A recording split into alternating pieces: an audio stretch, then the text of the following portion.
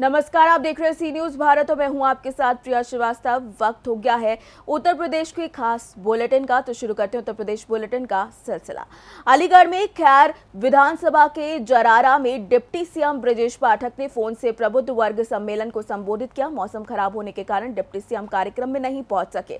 देखिए ये रिपोर्ट। उत्तर प्रदेश के अलीगढ़ की खैर विधानसभा पर उपचुनाव का दौर चल रहा है। इसके मद्देनजर उत्तर प्रदेश सरकार के उप मुख्यमंत्री ब्रजेश पाठक का जरारा गांव में प्रबुद्ध वर्ग सम्मेलन में शामिल होने का कार्यक्रम बुधवार को होना था। कार्यक्रम तय दिन और समय के अनुसार हुआ, लेकिन मौसम खराब होने के चलते उप मुख्यमंत्री ब्रजेश पाठक कार्यक्रम में फिजिकली नहीं पहुंच सके। हालांकि ब्रजेश पाठक को सुनने आए जनता के लोगों को उन्हें फोन कॉल के माध्यम से मंच के माइक द्वारा कार्यक्रम को संबोधित किया। इस दौरान उप मुख्यमंत्री ब्रजेश पाठक ने स्वयं को न पहुंचने की माफी मांगते हुए जनता के लोगों को स्वयं से जोड़े रखा और आगामी समय में जनता के बीच आकर संबोधित करने का वादा किया। 250 साल पहले बुद्धिस्ट पंथ बना, 250 साल पहले क्रिश्चियन पंथ बना, 450 साल पहले इस्लाम बना, 353 साल पहले खालसा पंथ बना। हम जैसे समय सब किसी से नहीं है। हम अनादिकाल से है मेरे बंधुओं। विश्व की प्राचीनतम नगरी कौन सी है? जब सतयुग की स्थापना हुई, काशी विश्वनाथ। भगवान शिव ने कहा था पार्वती मैया से, हे पार्वती, आज मैं सृष्टि की रचना करने जा रहा हूं। काशी विश्वनाथ विश्व की प्राचीनतम नगरी है मेरे बंधु। आप उत्तर प्रदेश नहीं, उत्तर प्रदेश के वासी हो मेरे बंधु। ये उत्तम भूमि है उत्तर प्रदेश की। यह आपको बताना समझाना आवश्यक नहीं है। समझदार कौम को कौन समझाएगा जो विश्व को चलाता हो। ये लड़ाई एमएलए एमपी की नहीं है, ये लड़ाई हिंदुस्तान की रक्षा की, ये लड़ाई हिंदुस्तान की भर बेटियों की आन बान शान की लड़ाई है मेरे बंधु हो, आन बान शान की लड़ाई है।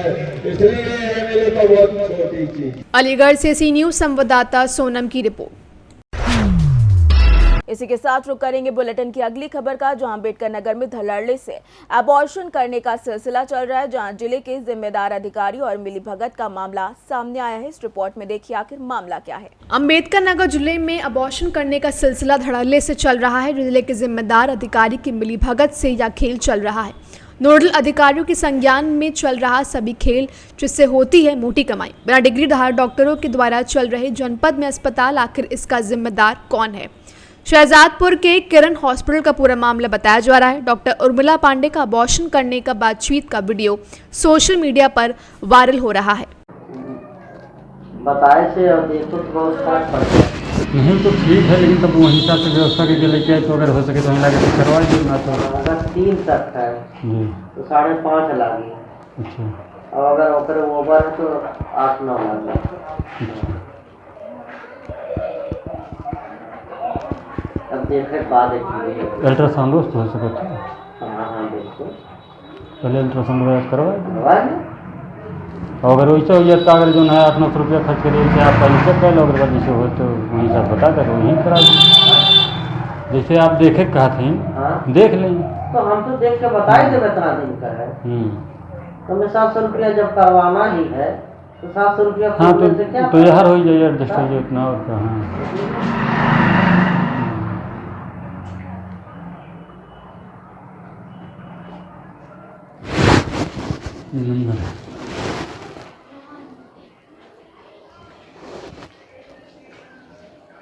तो बराबर बैठती हैं कि नंबर ऑफ बात कर लीजिएगा, कहाँ से कई अस्पताल देखते हैं।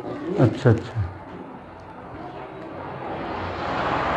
और मान लीजिए अगर वैसा रहेगा तो अगर 3 तक है नहीं 3 तक वाली बात नहीं।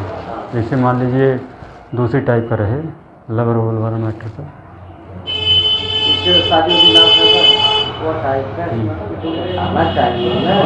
नहीं जैसे पूछा थे एक लोग रहें तो 15। लेकिन बगैर देखे के लिए पूरा ना कर पाए। देखने के बाद हाँ, देखने के बाद। नहीं तो हमारे 2 बच्चे हैं तो उसके बाद जो है हम सोचे कि अभी ये ख्याल हो देते हैं के बाद आप अरे ये महंगाई में देखा था ही ना आप जो है कौन हिसाब से सरकारी अस्पताल में पैदा कराए कोई ऑपरेशन कराए। अम्बेडकर नगर से सी न्यूज संवाददाता अजय की रिपोर्ट। इसी के साथ रुक करेंगे अगली खबर का। बिजनौर पुलिस ने एक शर्ट के बटन की मदद से ट्रिपल मर्डर केस को सुलझाया। शहर में 2 दिन पहले ट्रिपल मर्डर का मामला सामने आया। इस ट्रिपल मर्डर में 3 व्यक्तियों ने अपनी जान गंवाई है। आखिर ये पूरा सनसनीखेज मामला क्या है, इस रिपोर्ट में देखिए। बिजनौर पुलिस ने एक शर्ट के बटन की मदद से सुलझाया ट्रिपल मर्डर केस। बिजनौर में 2 दिन पहले हुआ था ट्रिपल मर्डर। इस ट्रिपल मर्डर में याकूब, मंसूर और जुबैदा ने अपनी जान गंवाई थी। पुलिस के अनुसार याकूब के दोस्त ने ही सोना चुराने के लालच में याकूब समेत उसके माता पिता मंसूर और जुबैदा को भी मौत के घाट उतार दिया। याकूब ने नशे में आरोपी दोस्त नाजिम को घर में सोने होने की बात कही थी। सोना होने के लालच में आरोपी नाजिम ने घर में मौजूद तीनों लोगों को मौत के घाट उतार दिया। घर में सोना नहीं मिलने पर आरोपी नाजिम खून से सने कपड़ों में ही मौके से फरार हो गया।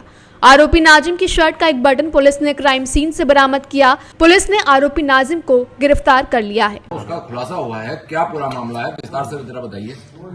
जैसे कि आप लोग अवगत हैं कि घटना हुई थी और इसमें पुलिस की 5 टीमें तो लगाई गई थी हमारी। इसके अलावा जो भी हमारी टेक्निकल चीजें हम करते हैं उसके अलावा मैनुअल तरीके से भी लोग लगे हुए थे। इसमें नामजद किए गए थे लोग, सभी नामजदों से पूछताछ की गई। इसके अलावा चूंकि ये लोग क्रिमिनल बैकग्राउंड था, इनका क्रिमिनल हिस्ट्री थी, तो इनके जो साथ के लोग रहे थे, जो साथ में जिन्होंने कभी क्राइम किया था, उनसे की गई। कोई पर्सनल रंजिश हो, कोई और मामला हो, इन सब की जांच की गई थी। इसी दौरान पुलिस को ये बात पता चली कि जो मृतक याकूब था वो एक फंक्शन था, वहां पे डांस कर रहा था। तो इस बात पर जब पुलिस वहां पहुंची जानकारी की तो पता लगा कि इसके साथ एक नाजिम नाम का लड़का था जो साथ में डांस कर रहा था। जब नाजिम को लाके पूछताछ की गई तो उसने ये बताया कि हम दोनों वहां साथ में फंक्शन में डांस कर रहे थे। इसी दौरान याकूब ने उसे बताया था कि उसने कहीं से चोरी वगैरह की है, उसका सामान उसके पास है। इसके बाद ये बाहर निकला। इसने ये लोग फ्लूट वगैरह का नशा करते हैं, उसका खूब नशा किया एक जगह बैठ के। याकूब को इसने थोड़ा ज्यादा कराया। उसके बाद ये 1:30 बजे के आसपास घर पे आए। घर पे जाके ये वहीं पे दोनों रहे, साथ में इन्होंने बिरयानी वगैरह खाई। उसके बाद इसने याकूब को एक कमरे में अंदर, क्योंकि वो बहुत नशे में था, उसको किया। तो जब अंदर उसे लिटा रहे थे उसी दौरान इसके शर्ट की एक बटन टूट गई। उसके बाद इसने याकूब जिस कमरे में था उसका दरवाजा बाहर से बंद कर दिया। इसको तलाश थी कि जो ज्वेलरी वगैरह है जो याकूब ने बताई थी वो कहीं घर में हो सकती है, तो उसको तलाश करने के नियत से ये गया था। तो इसने फिर पहले बकौल इसके ही इसने पहले इसकी मां को मारा, चाकू भी वहीं मिला। और उसके बाद इसने उनके जो मंसूर थे वो भी बहुत नशे में थे, वो भी नशे के आदी थे, उनको मारा। इसके बाद इसने तलाशी ली एक कमरे की। वहां जब इसे कुछ नहीं मिला तो फिर ये याकूब के कमरे में गया, कुंडी खोली, इसने अंदर गया। उसके बाद वहां इसने पूरी तलाशी ली। याकूब उठा, उसने पूछा क्या कर रहे, तो इसने उसको भी चाकू मारा और बाद में ईंट मारी, जिससे वो उसकी मृत्यु हुई। इसके बाद इन्हें पूरे जब अच्छे से तलाशी ली, इसे कहीं कुछ नहीं मिला, तो याकूब की डेड बॉडी के ऊपर कपड़े डालकर और ये वहां से कूद के निकल गया। उसके बाद ये अपने घर पहुंचा। इसकी शर्ट पे कुछ ब्लड स्टेन्स आ गए थे, इसने उसको धोने के लिए डाल दिया। इसकी बहन ने ये देख लिया कि इसके कपड़ों में ब्लड लगा है। उसने अपनी भाभी को बताया, भाभी ने फिर उसकी माँ को बताया कि इन लोगों ने इसको धो दिया था। इसके बाद हम उस शर्ट को लेके आए, उसका बेंजीन टेस्ट किया तो उसमें ब्लड स्पॉट थे। वो देखा, इसके जो बटन जो उसके दौरान टूट गई थी अंदर, वो बटन भी वहां से बाद में बरामद हुई है। इसके साथ ही इसको ये था कि कहीं मैं पकड़ा ना जाऊं, तो इसने अपने मोबाइल का जो सिम था उसको भी निकाल के अलग कर दिया था कि इससे मैं नहीं पकड़ा जाऊंगा। और ये केवल उसका इस तलाश थी इसे कि जो याकूब ने जो बताया था कि उसने कोई चोरी की है, उसका कुछ सामान है वहां, उसकी तलाश में गया था। इससे पूछताछ की गई है, इसने पूरी घटना का इकबाल किया है। सारी जो एक एक एविडेंस है उनको जोड़ा गया है और अब इसके विरुद्ध जो वैधानिक कार्रवाई की जाएगी। सर ये जो है इसका मकसद सोना या चोरी का जो सामान था वो ले जाने लगा, इसका हत्या क्यों की, क्या वजह से? जब ये वहां पहुंचा था घर के अंदर, तो इसको ये था कि जब ये सामान की तलाशी लेगा तो लोग जग जाएंगे, और ये दोनों ही बहुत नशे में थे। ये हमेशा ही फ्लूड और सबका नशा करते हैं। उस दौरान जब ये अंदर गया, इसने सोचा तलाशी लेंगे, उस टाइम कोई बात हुई, कोई जग गया, इसलिए उसने उसकी हत्या की। और उसके बाद याकूब के कमरे में भी गया, जब तलाशी ले रहा था, याकूब की नींद खुली, उसने इससे पूछा, उस दौरान उसने याकूब की भी हत्या सर, ये आरोपी जो है नज्जू, तो ये जिस बात को लेकर झगड़ा हुआ, वो कहाँ से ये सामान लाए थे, उसका पर्टिकुलर कुछ खुलासा हुआ उसकी? नहीं, इसको ये नहीं पता कि वो याकूब ने कहाँ चोरी की थी या कहाँ से वो सामान लाया था, ये इसको नहीं पता है। लेकिन इसको ये पता था कि इसके पास है और इसके घर पे है। सिर्फ सिंगल ही है मारने वाला, ये क्लियर है जी। अभी हम लोगों ने जो भी इससे पूछताछ की, सारे एविडेंस सबके हिसाब से अकेला था जो उसके साथ गया। लास्ट में भी इसके साथ था, इसके साथ घर गया, वहां पे खाना खाया, उसके बाद ये घटना की। आरोपी या उसके परिवार का कोई आपराधिक इतिहास? हाँ, आरोपी पे भी मुकदमे हैं, 2 मुकदमे हैं आरोपी के ऊपर। बिजनौर से सी न्यूज संवाददाता सलीम हाशमी के साथ अजमल अंसारी की रिपोर्ट। इसी के साथ रुक करेंगे बुलेटिन की अगली खबर का, जो है रायबरेली से, जहां विकास खंड अंतर्गत स्थित आदर्श कृषक विद्यालय भौसी में विद्यालय संस्थापक स्वर्गीय हीरालाल वर्मा की स्मृति 2 दिवसीय खेलकूद प्रतियोगिता का उनकी स्मृति में आयोजन किया गया, जिसमें विद्यालय के छात्र छात्राओं ने बढ़ चढ़ कर हिस्सा लिया। इस आयोजन की झलकियां इस रिपोर्ट में देखिए। रायबरेली विकासखंड अंतर्गत स्थित आदर्श कृषक विद्यालय भौसी में विद्यालय संस्थापक स्वर्गीय हीरालाल वर्मा की स्मृति 2 दिवसीय खेलकूद प्रतियोगिता का आयोजन किया गया, जिसमें विद्यालय के छात्र छात्राओं ने बढ़ चढ़ कर हिस्सा लिया। आपको बता दें, विद्यालय में बालिका वर्ग नींबू दौड़ में रजनी देवी प्रथम, कामनी द्वितीय तथा रीना तृतीय, वहीं बालक वर्ग में टिंकू प्रथम, असलान द्वितीय तथा आंसू तृतीय, और मेढक दौड़ बालिका वर्ग में नंदनी प्रथम और रीना द्वितीय और कामनी तृतीय, वहीं बालक वर्ग में राजू प्रथम, आशु द्वितीय तथा चंदन तृतीय, बौरा दौड़ में बालिका वर्ग में नंदनी प्रथम, प्रतिमा द्वितीय और शिल्पा तृतीय, और बालक वर्ग में राजू प्रथम, शनि तृतीय और चंदन तृतीय, और लंबी दौड़ में संजू कुमार कक्षा 6 प्रथम, संध्या कक्षा 7 द्वितीय स्थान प्राप्त किया। वहीं रस्सी खींच प्रतियोगिता में कक्षा 8 की टीम 1 नंबर पे व टीम 2 बराबर रही। रायबरेली से सी न्यूज संवाददाता आलम कादरी की रिपोर्ट। इसी के साथ रुक करेंगे बुलेटिन की अगली खबर का। शाहजहांपुर में सर्दी का आगाज हो गया है। बीती रात से इस साल की सर्दी का पहला कोहरा पड़ना शुरू हुआ। सुबह कोहरे की चादर से पूरा शहर ढका नजर आया। देखिए ये रिपोर्ट। यूपी के शाहजहांपुर में सर्दी का आगाज हो गया है। बीती रात से इस साल की सर्दी का पहला कोहरा पड़ना शुरू हो गया है। आज सुबह भी कोहरे की चादर में पूरा शहर सिमट गया है। वाहनों की रफ्तार थम गई है। राहगीरों की माने तो शाहजहांपुर में सर्दी ने दस्तक दे दी है। इस साल की सर्दी का आज पहला कोहरा पड़ा है। ऐसे में जागरूक राहगीरों ने आमजन से अपील की है कि सर्दी के मौसम में कोहरे की वजह से सड़क हादसों की संख्या बढ़ जाती है। कोहरे में सभी वाहन चालक सावधानी पूर्वक वाहनों को चलाएं और गंतव्य तक सुरक्षित पहुंचे। वहीं कोहरे की अचानक दस्तक से अनजान राहगीरों को दिल्ली से शाहजहांपुर तक की कार के सफर में काफी परेशानियों का सामना करना पड़ा।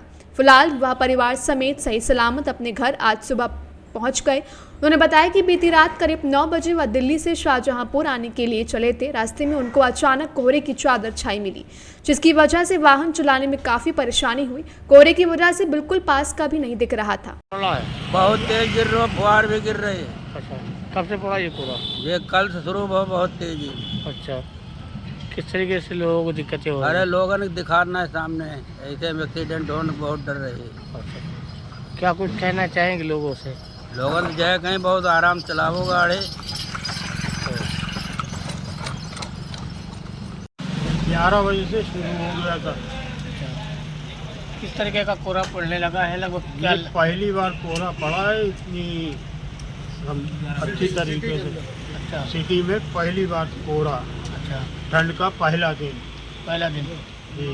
तो किस तरीके से यहाँ पर कोहरा है? पूरा कोहरा बहुत ज़्यादा है यहाँ पर। आज पहला कोहरा है और बहुत ज़्यादा गिरा है। एकदम 11 बजे से एकदम गिरने लगा। रोड पे दिखाई नहीं पड़ेगा। का कोहरा जो है वो दिख रहा है, और क्या मानना है पहला कोहरा पड़ा है? आज हमारे मोहल्ले रामनगर में प्रभात फेरी का स्वागत था। तुलसी जी का विवाह था, बहुत प्यारा बनाया गया। जिस हिसाब से हम लोग मंदिर से 9 बजे करीब निकले तो बाहर इतना कोहरा था, मतलब कि लोगों से बहुत बहुत हाथ जोड़ के विनती है। जिस हिसाब से वो लोग निकले तो अपनी सुरक्षा करके निकले, गाड़ी आराम से चलाए। जो गाड़ी चलाए 4 व्हीलर की गाड़ी के पीछे चलाए, अपनी सेफ्टी रखे, क्योंकि घर वाले भी आपका इंतज़ार कर रहे हैं आपके लिए। अच्छा अच्छा, पहला कोहरा पड़ा है और क्या मतलब कि ठंड बढ़ने के भी आसार हैं क्या? ठंड बढ़ने की जरूर आसान है, क्योंकि परसों गंगा स्नान है, गंगा मैया जो जाने। पर आप अपनी गाड़ी बढ़ाइए, अपना ध्यान, अपना सुरक्षा खुद रखें। कोहरा इस टाइम बहुत पड़ रहा है, दिल्ली से चले हैं, बिल्कुल दिखाई नहीं दे रहा आगे का, पट्टी देख के गाड़ी चला रही है। अच्छा, पहला कोहरा है शाहजहाँपुर का? शाहजहाँपुर के अंदर पहला है, हाईवे पे कई दिन से पड़ रहा है। अच्छा, किस तरीके का दिक्कतों का सामना करना पड़ा आपको? किसी बस के पीछे डाल के हम आए हैं दिल्ली से शाहजहाँपुर तक। अच्छा, तो शाहजहाँपुर घुसने के बाद में ये कोहरा दिखाई दिया आपको? जी, सिटी में था रात में। सिटी में लगभग कै बजे पहुँचे आप लोग यहाँ? हम यहाँ पहुँचे 4 बजे, दिल्ली चले थे 9 बजे। शाहजहांपुर से सी न्यूज संवाददाता शान की रिपोर्ट। फिलहाल इस बुलेटिन में इतना ही। देश दुनिया की बाकी खबरों के लिए आप बने रहिए सी न्यूज़ भारत के साथ।